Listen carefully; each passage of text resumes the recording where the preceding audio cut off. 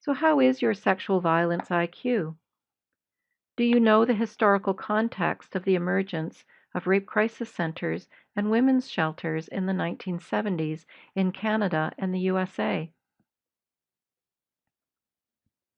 There is some evidence to suggest it evolved out of the so called sexual revolution of the 1960s, when birth control became more available to some women, that is, mainly white middle class women. Many of those women were closeted in the white middle class suburbs of post war 1950s and 60s with plenty of leisure time. They began to share their stories of abuse and violence over coffee in each other's houses, and when it became obvious that sexual violence was not rare, these casual conversations evolved into consciousness raising groups. Consciousness raising groups created safe spaces for women to tell their full stories and create relationships of trust. And some women were willing to house and protect other women who were fleeing abuse and violence, and or to accompany women to hospital, police, and court, eventually paving the way for more formal relationships and organizations, that is, rape crisis centers and women's shelters, in the 1970s. In the mid to later 1980s, there began an emergence of academic research into sexual violence. These facts on this slide are probably already known to you, and the difference between American and Canadian statistics are negligible, but both are offered here. But it is important to have our own Canadian context, so the Brennan and Taylor Butts research from the General Social Survey is also offered here and is recommended reading. The GSS on victimization asks similar questions to the VAW survey done back in 1993. Campbell and Wasco ponder why incidence rates have not declined, and they posit that it may be due to the lack of effective prevention programs that focus on sustainable behavioral change in men. Not captured by these surveys are those who have experienced genocide internationally and in Canada, Indigenous people in residential schools, refugees and immigrants where sexual violence is used as a weapon of war, for example.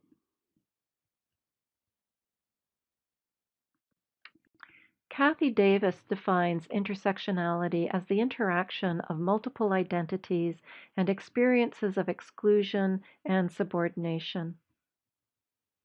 McCall defines intersectionality as the relationships among multiple dimensions and modalities of social relations and subject formations. Much of the early response and analysis to sexual violence came from a white middle class women's perspective, and the earliest critique of this perspective came during the 1970s from women of color and feminist critical race theory. See the mini lesson on critical theory on this course site for more depth on what critical theory is. Critical race feminist theory as a category of critical race theory puts power relations at the center of the discourse on gender, race, class, and all forms of social oppression, for example, genocide of Indigenous people in Canada, as a tool of war, anywhere there is hierarchical structures, as in politics, military, the church. All those systems use sexual violence as a tool of oppression. Anti-essentialist in nature, critical race feminist theory involves the examination of the intersections of oppression and how their combinations play out in various settings. A compilation from a sister center in Ottawa brings a sharper intersectional analysis to sexual violence. So, for example, Indigenous women report rates of violence 3.5 times higher than non Indigenous women.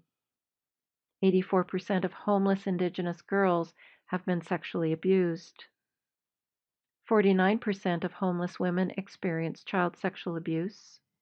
And among adults with developmental disabilities, about 83% of females and 32% of males experience sexual assault, etc.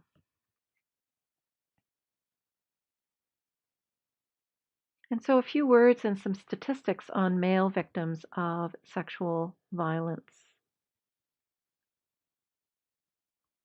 Much of the focus in this course is on female victims and the use of gendered language of women and girls.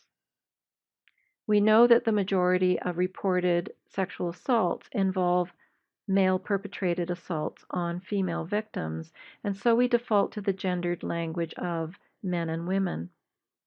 But we also want to acknowledge that our work includes counseling people along the spectrum of sex, gender, and sexual orientation. Sexual assault, as we know, is not about sexual gratification, but about power gratification. And as such, the dominant group uses sex as a weapon of choice to demonstrate power, dominance, and objectification on those perceived as not a member of the dominant group. Therefore, men often also find themselves victims of sexual violence as children, in the military during hazing, under situations of war or gang violence, when they are perceived as feminine or gay because of race, ethnicity, etc. Men experience serious long-term psychological sequelae, but only about 35% of men seek medical care and only about 58% seek counseling, according to the Dumont et al. Research.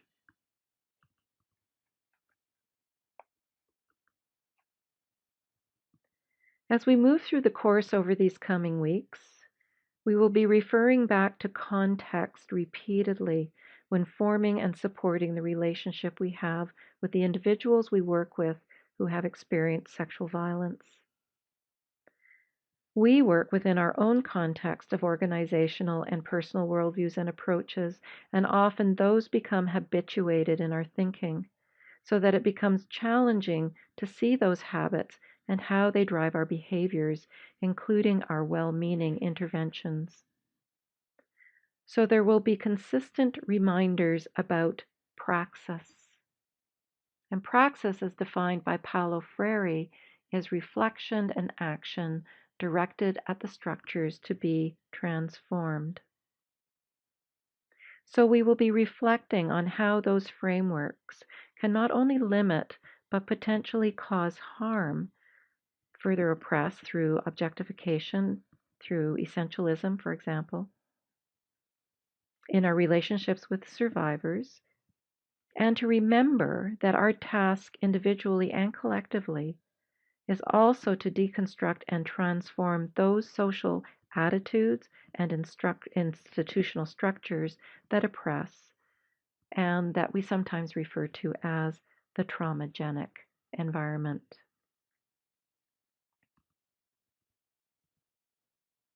It's also important to problematize trauma theory in experiences of sexual violence.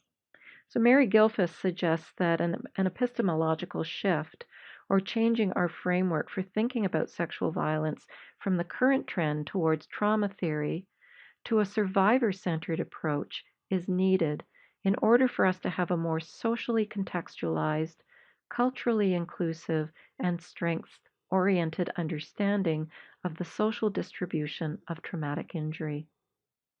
In other words, we need to be aware of how the dominant group's participation in the violence of oppression gets erased by its intellectual rendition of trauma. Further, how the medical model tends to erase the context in which sexual violence occurs and narrowly defines the experiences of sexual assault survivors through a post-traumatic stress lens, thereby excluding the impacts experienced by survivors that do not fit within that framework.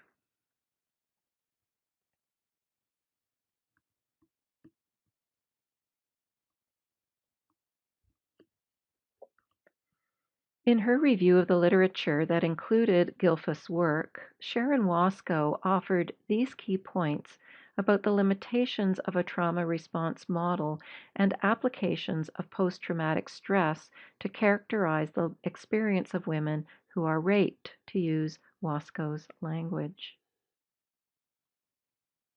So, one of the most impactful statements in this review of the research for me addressed a theme that is commonly held amongst researchers and practitioners. That is the mistaken assumption that sexual violence shatters victims' assumptions about the world and themselves, forcing victims to reorganize their cognitive schema or how they understand themselves in relationship to the world.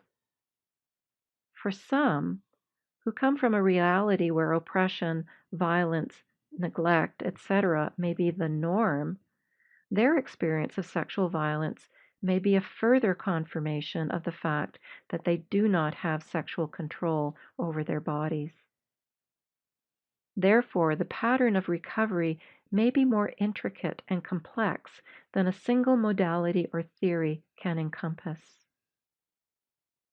We will talk much more about this next week when we address this notion of no average client.